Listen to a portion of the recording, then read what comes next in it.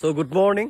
ৰাতিপুৱা খোৱা পা উঠি আহিয়ে যদি এনেকুৱা মস্ত গাড়ী এখনৰ এনেকুৱা ডাঙৰ গাড়ী এখনৰ দৰ্শন হয় হেতু এটা মানে মনলে এটা অদ্ভুত ফিলিংছ এটা আহে মানে এটো বুজাব নোৱাৰা ফিলিংছ এটা আহে বুকখন মানে দাঁত হৈ থাকে এনেকুৱা গাড়ী এখন গ্ৰেজত সোমাই থাকিলে সো সাফাৰী ষ্টৰ্ম এখন ফাইনালি মোৰ গ্ৰেজত সোমালহি প্ৰথমবাৰৰ কাৰণে ইমান ডাঙৰ গাড়ী আৰু ইমান দামী গাড়ী এখন মোৰ গ্ৰেজত সোমাইছে আৰু নিজৰ নহয় দিয়ক দাদা এজনৰ গাড়ীহে আনি থৈ দিছো তেওঁক দিবলৈ তথাপিও মানে ফিলটো একদম নিজৰ লাগি আছে আনিছো সাফাৰী ষ্টৰ্ম 2016 মডেলৰ গাড়ী গটিকে যোৱাকালি মই গুৱাহাটীৰ পৰা পেমেন্টখিনি লৈ আহিলো চেক আৰু কেছ টোটেল 590 এখন যেহেতু ডিল হৈছিলে এই পইচাখিনি মই গুৱাহাটীৰ পৰা লৈ আহিলো তাৰছত ওনাৰ জনবা গাড়ীখন মই কালিয়ে লৈ আহিলো মোৰ ঘৰলৈ আনি এদিনৰ কাৰণে মোৰ ঘৰৰ আলহী আৰু ডাঙৰ গাড়ীখন বহুতে ধুনীয়া হৈ আছে ইয়াৰ ইন্টেৰিয়ৰ কণ্ডিশ্যন ইমান ধুনীয়া বুলি কৈছো নহয় মই এইবোৰ ভাল মিটিং মেট লগোৱা আছে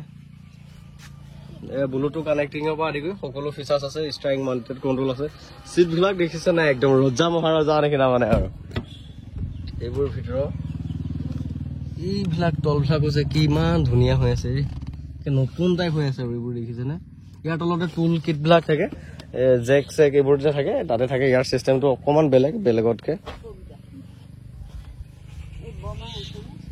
গাড়ী মানে চলোৱা ফিলটোনো কি কম আৰু আল্টিমেট ফিল কিবা মানে হাতীৰ ওপৰত উঠি অহা যেন লাগে অনুভৱটো সাংঘাতিক অনুভৱ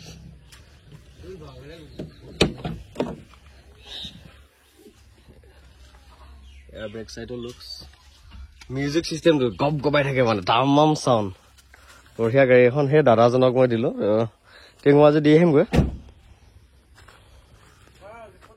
আজি গাড়ীখন তেওঁক দিবলৈ যাম গুৱাহাটীত বাকি গ্ৰেজটো মোৰ গাড়ীয়ে ফুল হৈ আছে যদিও মানে গাড়ী থাকিও নাই যেন হৈ আছে দিয়ক এখন জেন ষ্টিলো তেজপুৰৰ পৰা বুকিং কৰিছে যোৱাকালি বাকি এখন সুবিধাটো মোৰ নিজৰে হয় বাকি এতিয়া আগখনো গুৱাহাটীৰ পৰা বুকিং কৰিছে 2 লাখ টকাত এখনো বুকিং হৈ আছে জেন ষ্টিলো বুকিং হৈ আছে নীলাখন আকৌ i20 খনো বুকিংয়ে হৈ আছে গোলাঘাটৰ পৰা বাকি এখন ডিজাৰ কালি মোক ঘৰতে দি গৈছেহি এই কামপুৰত যে মই চাইছিলো পুলিচ দাদাজনৰ যে ডিজাৰ এখন আজিৰ পৰা এমাহ মান আগত চাইছিলো তেওঁ যে দিয়া নাছিলে সো কালি তেওঁ দিলেহি কিবা নতুন গাড়ী এখন বুকিং কৰিছে বোলে গতিকে এইখন মই ঘৰতে দি গলহি বহুত ভাল কণ্ডিশ্যন আছে মাত্ৰ এখন গাড়ীহে এতিয়া এভেইলেবল আছে অনলি সুইফট ডিজাৰখনহে এভেইলেবল আছে বাকি সকলো গাড়ীয়ে বুকিং হৈ আছে সাফাৰীখনৰ কথাটো ক'লোৱে মই এতিয়া দিবই যাম তেওঁক মাহঁতে গাখীৰ খাই আছে গৰু এইখন জেন ষ্টিলো বুকিং হৈ গ'ল এখন নিব এইকিনতে দৰঙৰ পৰা মই ভিডিঅটো দেখাইছিলো আপোনালোকক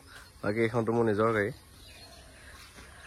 তো সাফাৰী ষ্টৰ্মখন দিব যাব ওলালো ঘৰৰ পৰা মায়ে গাখীৰ দিছে আৰু পাপায়ে কচু আনি লৈ আহিছে মই ঘৰৰ কচু আৰু লোকেল কচু একদম ফ্ৰেছ কচু দিছে তো যাবলৈ ওলালো এতিয়া এইখনত আকৌ নৰ্মেলি উঠিব নোৱাৰে দেই সিস্টেম আছে কিছুমান পাহাৰ উঠা টাইপ এই হিচাপত উঠিলেহে উঠিব পৰা যায় ঠিক আছে মই ঘৰৰ পৰা ওলাই আহিলো আমাৰ নেচাৰেল জেগাবিলাক চাওক হা সাফাৰী চলোৱা মজা এটা বেলেগ লাগিছে দেই সো এয়াই হ'ল আমাৰ ধুনীয়া নেচাৰেল জেগা এয়া আহি আছো ঘৰৰ পৰা আহিয়ে তেল অলপ ভৰাই ল 2000 টকা ভৰাই ল তেল খোলা চিষ্টেমটো আকৌ ক'ত ইয়াতহে আছে দেই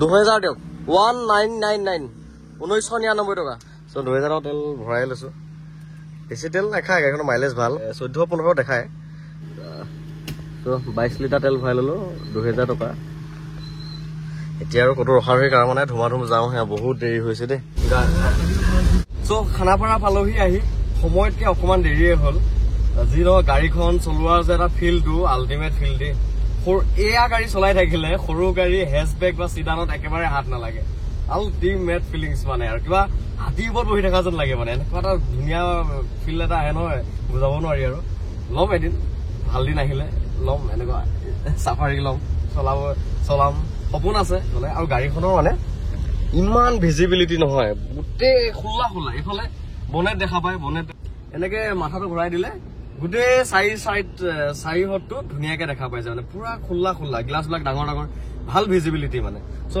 আল্টিমেট গাড়ী সৰু গাড়ীত ব্ৰেকে মাৰিব নালাগে স্পীড ব্ৰেকাৰটো ব্ৰেক নামাৰিলেই হৈ যায় মানে গমেই নাপায় এক্সেলটা দি আহিলে মানে আপোনাৰ কিমান স্পীড গৈ আছে গমেই পোৱা নাযায় এক্সেলটো চুই আহিলে হ'ল কেনেকে আপোনাৰ 110-20 উঠি যাব একেবাৰে গম নাপাব আল্টিমেট ফিলিংছ।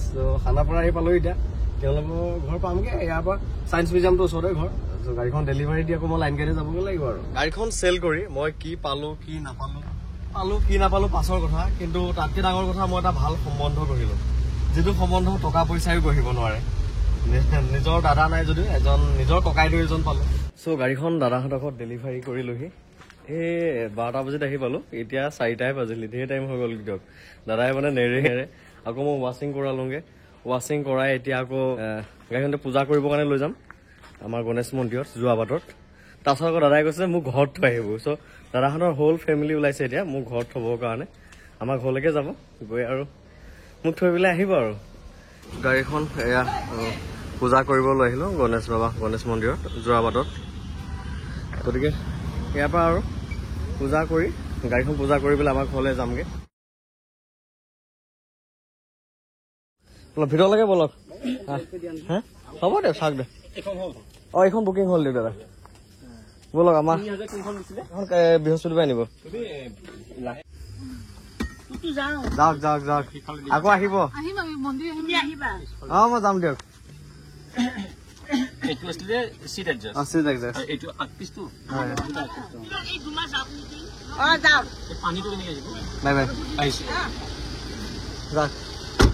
ফোন কৰিব গৈ পেলাই। ইউটিউবৰ মাধ্যমেৰে 4-5 দিনৰ আগত চিনাকি হৈ দাদাজনে 5,90,000 টকাৰ এখন গাড়ী নিজে নোচোৱাকে ফোনতে ডিল কৰি মোৰ ওপৰত বিশ্বাস কৰি লোৱাটো আচৰিত ডাঙৰ কথা দেই। যি নহওক বাৰু, মোৰ ফালৰ পৰা মই মোৰ দায়িত্ব নিভালো, বেষ্ট টু বেষ্ট গাড়ীখন তেওঁক দিলো। আৰু ৰাতিপুৱাই মই ডকুমেণ্টছৰ ট্ৰেন্সফাৰ ফৰ্মেলিটিখিনি কৰি চাফাৰীখন তেওঁক ডেলিভাৰী দিব গৈছিলোঁ। মই ভাবিছিলোঁ গাড়ীখন ডেলিভাৰী দিম আৰু লগে লগে গুচি আহিম, কিন্তু ভাবা মতে নহ'ল। দিনটো তেওঁলোকৰ ঘৰতে মোক ৰাখিলে, নিজৰ ঘৰৰ সদস্যৰ নিচিনা অ'ত ত'ত ঘূৰাই লৈ ফুৰিলে। মন্দিৰত গাড়ীখন পূজা কৰিব গৈছিল, তাতো মোক লৈ গ'ল। সন্ধিয়া হোৱাত তেওঁ ক'লে যে মই নিজৰ ভাইটিটোক কিয়নো লাইন গাড়ীত পঠিয়াম, গতিকে ব'লা মই তোমাক থৈ আহিমগে। তেনেকৈ কথা মতে হ'ল। তেওঁলোকৰ ঘৰৰ পৰিয়ালে সৈতে আহি মোক ঘৰত থৈ গ'লহি আৰু মোৰ ঘৰত খাই বৈ ধুনীয়াকৈ গৈছে। মই পৰিকল্পনা কৰিব পৰা নাছিলোঁ ইমান ডাঙৰ মানুহ আমাৰ ঘৰত এনেকৈ খাই বৈ যাব বুলি। মোৰ তুলনাততো তেওঁলোকৰ লাইফ ষ্টাইল বা তেওঁলোকৰ ষ্টেণ্ডাৰ্ড মোৰ তুলনাত 1% মই তেওঁলোকৰ যোগ্য নহয়। গতিকে আচৰিত লাগিল দেই। কথা এটা ভালকৈ অনুভৱ কৰিলোঁ, টকা পইচা থাকিলেই নহ'ব, এজন মানুহ হৃদয়বান হ'ব পাৰিব লাগিব, এখন বহল অন্তৰৰ গৰাকী হ'ব পাৰিব লাগিব। কিন্তু টকা পইচা আজি আছে কালি নাই। মানুহ জীয়াই থকাত পইচাই নামাতে, মানুহে মাতে। গতিকে গাড়ীখন বেছি যি কি পালোঁ কি নাপালোঁ মেটাৰ নকৰে, কিন্তু এটা ভাল সম্পৰ্ক গঢ়িলোঁ মই, সেইটো বহুত ডাঙৰ মেটাৰ কৰে। আৰু তেওঁ ধৰক মোৰ ওপৰতে বিশ্বাস কৰি গাড়ী এখন ল'লে, মনত যেনেকৈ এক্সপেক্টেশ্যন আছিলে তেনেকেই পালে, সেইটো আৰু ডাঙৰ কথা। কিন্তু এনেকেই পাৰ কৰিলোঁ। চাফাৰী ডেলিভাৰী দিব গ'লোঁ, চাফাৰী আকৌ মোক ঘৰত থৈ গ'লহি, এনেকেই পাৰ কৰিলোঁ আৰু। গতিকে দেখালোঁ সকলোবিলাক আপোনালোকক। ভিডিঅ'টো ইমানখিনি আছিল, শেষলৈকে চাই থাকে বহুত বহুত ধন্যবাদ।